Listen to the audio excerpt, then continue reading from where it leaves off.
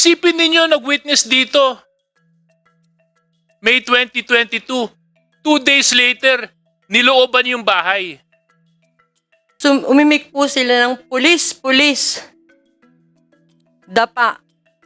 Kamay sa likod. Sabay tanong po ng habang nakatutok yung baril sa akin. Tinatanong po nila si Jonathan kung nasaan. Paano po natin mabibigyan ng kapayapaan ang mga kababayan natin kung sa mga ganitong bagay, yung mismo mga inaasahan natin na poprotekta, magtitiyak ng ating kaayusan at katahimikan, eh sila pa mismo ang nasa likuran.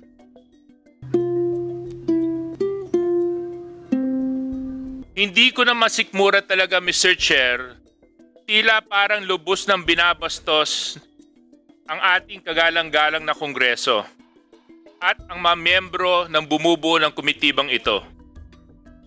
Parehong mga salarin ng ating iniimbestigahan. I am furious and appalled beyond words because of this incident, Mr. Chair. As you recall, Mr. Chair, our last witness during our last hearing, May 2022, 2024, Ms. Renalyn Rianzales, buong tapang pong isiniwalat ni Ma'am Renalyn kung ano ang nangyari sa kanya nung nakaraang barangay SK elections in 2023. Naikwento niya sa atin noong October 28, 28 habang naglalakad siya kasama ang kanyang mga kandidato sa Purok Magaling ay bigla na lang may mga dumating na mga 7 armadong kalalakihan. Pinalibutan, tinakot siya at kinasahan ng mga high-powered armalites and guns. Tila baga ang mensahe nito ay kung tumuloy kayo sa pangangampanya ay papatayin namin kayo. Ngayon, 2 araw lang pagkatapos niya tumistigo dito sa ating komitiba, dito sa mababang kapulungan, another incident of harassment, violation, violence occurred. May 2022, she served as one of our resource persons and witness. In May 2024, at 3:15 in the morning, kasama niyang natutulog ang kanyang 2 apo.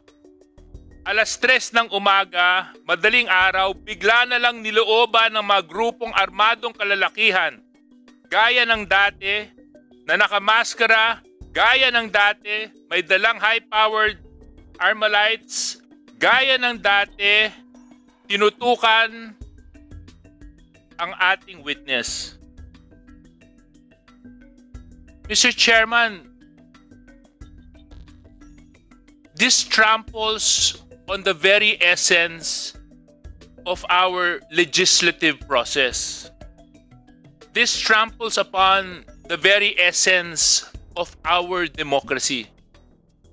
This tramples upon the very essence of finding and ferreting out the truth.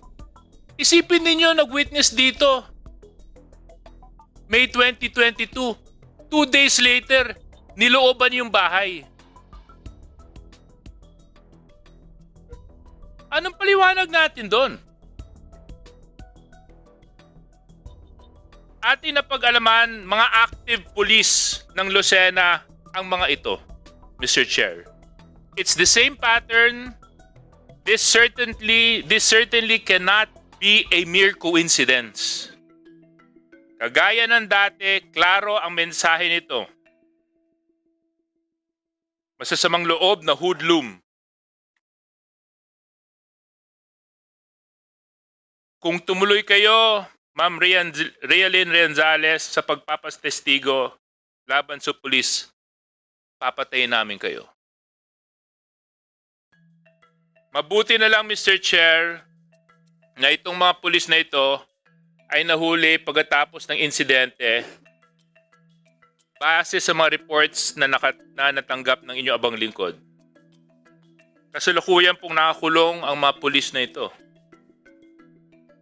Nandito po si Ma'am Renalyn Renzales. I think she's with us.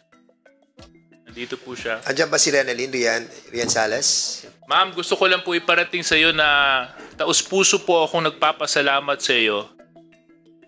At buong tapang po kayong humarap muli sa komitibang ito.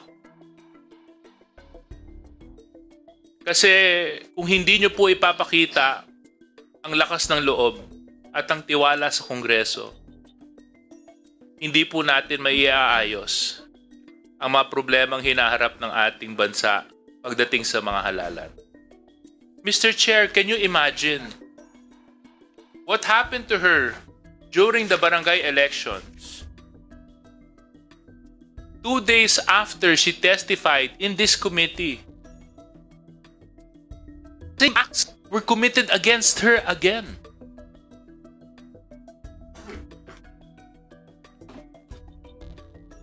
Ma'am Renalyn, pwede mo ba may kwento sa amin yung malagim na pangyayari sa araw ng Biyernes, alas 3 ng umaga? Before you, bago po kayo magsimula ng inyong salaysay, upo na po kayo. Nakapanumpa na po kayo nung nakaraang hearing. At nagpapasalamat po kami sa tapang na pinakikita po ninyo. No? Hindi po biro kasi nabasa ko po yung news article eh.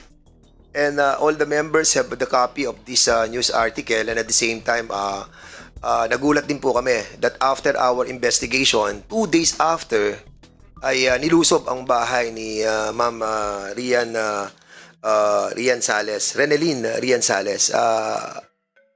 Thank you so much po sa pagiging strong po ninyo. But alam po namin sa puso at isipan nyo, naroon po ang takot. Rest assured po na yung ating pong Kongreso, we will do our best to protect you and your family, and at the same time ay magkaroon po ng absolute resolution itong iniimbestigahan po namin. And the Deputy Speaker, J.J. Suarez, already gotten the approval of this committee and the Speaker to protect your family. At hindi po kami titigil hanggang hindi po natin nakikita ang katotohanan kung sino nasa likod po nito. Sige, makakaano na po kayo, makakapag-proceed na po kayo. Ako po si Renalyn Torres Rian Sales. Nasa 8 taong gulang. At kasalukuyan pong naninirahan sa Purok Masagana, Barangay Ransohan, lungsod ng Lucena. Excuse me. Noong May 22 po, 2024, humigit kumulang po ng alas 3:15 ng madaling araw. Natutulog po kami nung 2 kong apo sa aming bahay. Nagulat na lang po ako nang bigla pong lumagabong yung pintuan ko sa harap ng bahay ko. Na sa gabi po, yung ilaw ko po sa labas ng aking bahay, yung po ay magdamag na buhay. Pero nung narinig ko po na 4 hanggang 5 tadyak sa pinto ng bahay ko, nang nagmulat po yung mata ko, patay po yung ilaw. Tapos may nagpa-flashlight po dun sa labas ng aming bahay. Nang mabuksan po nila yung pintuan ko, sila po ay pumasok dun sa bahay ko at noon po ay bukas yung pinto ng kwarto ko. Umimik po sila ng pulis, pulis. Dapa. Kamay sa likod. Sabay tanong po ng habang nakatutok yung baril sa akin. Tinatanong po nila si Jonathan kung nasaan. Sabi ko po ay nasa trabaho. Nung lumabas po sila dun sa pinto ng aking kwarto, ako po ay palihim na tumingin sa kanilang katawan. Nung bumalik po sila dun sa kwarto ko, ako pinakaupo na.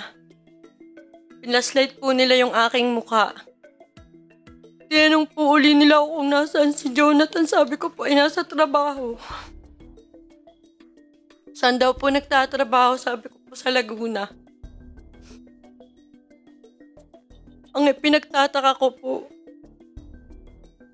bakit po sila pumasok ng bahay ko nang wala pong warrant o wala pong abiso sa akin? Ang sumilid lang po sa isip ko, nagsalaysay po ako dito sa Kongreso noong May 22. Nangyari po ay May 24. Yun po ang nalalaman ko lamang na dahilan kaya po ako ay pinasok ang bahay nang walang paalam sa akin. Nung naramdaman ko pong wala ng tao dun sa labas ng bahay namin, pinilit ko pong buhatin yung dalawa kong apo na isang 9 na taon at isang 8 taon. Habang nangangatal po yung katawan ko, tumakbo po ako sa bahay ng nanay ko. Kaya pag naaalala ko po yung nangyari, ako po ay takot na takot pa rin hanggang ngayon.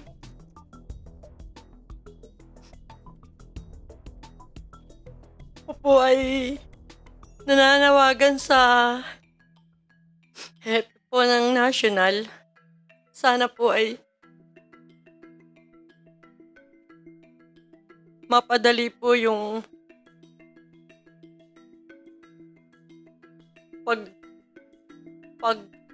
pag-alam po kung bakit po pinasok yung bahay ko.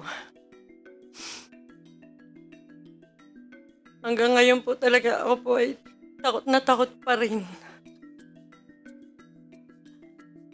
Kukwento ko po sa inyo, ayaw na po akong payagan ng mga anak ko pumunta dito ngayon. Pero gusto ko lang po talagang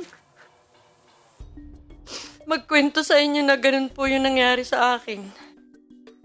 Sinabi ko na lang po sa mga anak ko na itutuloy ko at nasasabihin ko lang naman po ay yung katotohanan.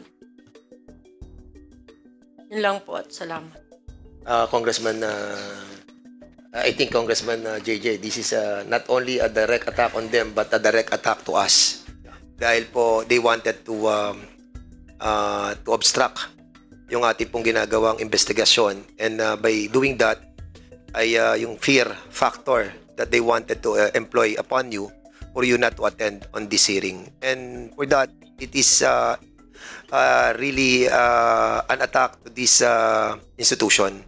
And that's why Congressman JJ Suarez, Yes. you want to proceed?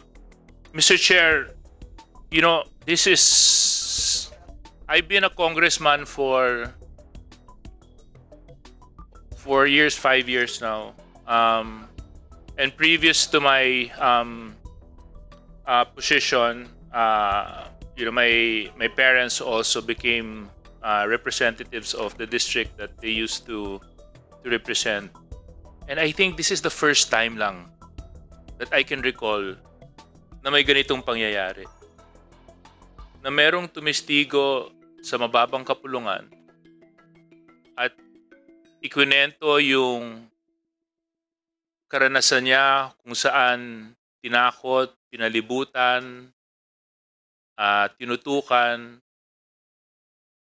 at pagkatapos nun, ng kanyang pagsisiwalat ng katotohanan, 2 days after the fact, it happens again. And this is not anymore during, before, or after a barangay election. This is an ordinary times, Mr. Chair. Sa sobrang takot po ng witness natin, siya na po ang nagsabi, sarili niya na pong anak ang nagsasabi na wag na kayo pumunta dyan.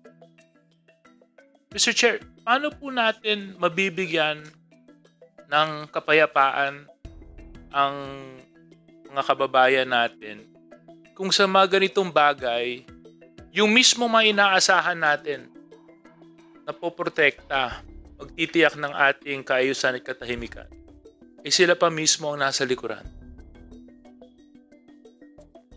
So, it's disturbing to me because it violates the very essence of why we are all here. It breaks the very fabric of society. And Mr. Chair, I think as duly elected officials, members of this committee, we need to make sure that, number one, kung sino man ang nasa likuran nito at kung sino ang nasa likuran ng mga taong nasa likuran noon, ay mabigyan po talaga ng tamang hustisya. Pangalawa, yung mga magwi-witness dito sa atin, whatever committee, may this serve as a lesson to us all that they need to be protected, that they need to be given ample support. Dahil napakahirap po ng ginagawa nila, nahaharap sila dito sa ating committee in front of the millions of Filipinos who are viewing us either through TV or Facebook. Malalaman kung sino sila, malalaman kung ano nangyari sa kanila. Dapat siguro, masiguro din natin na nabibigyan natin sila ng tamang seguridad. Ang nakakalungkot po ay yung inaasahan po nating dapat magbigay sa kanila ng tamang seguridad ay sila pa po yung gumawa nun sa kanila.